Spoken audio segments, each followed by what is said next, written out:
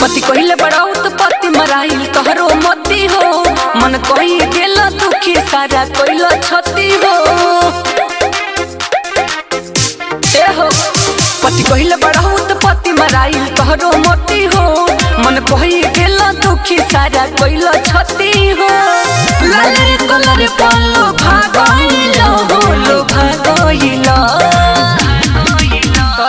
रखले जोगा के कहाँ पा गइल हो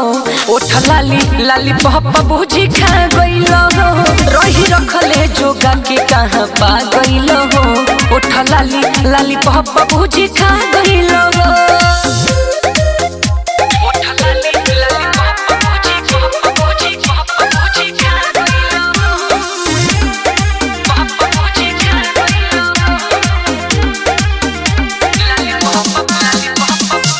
जाने कथी खोजो तारो घरवा में घुस के फेंक दिल बाड़ो आधावो में से चूस के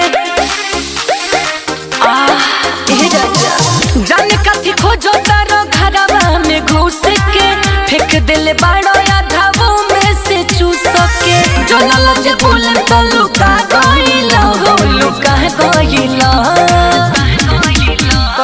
रखले जोगा के कहाँ पा गइल हो ओठ लाली लाली पप्पा बुझी खा गइल हो रही रखले जोगा के कहाँ पा गइल हो ओठ लाली लाली पप्पा बुझी खा गइल हो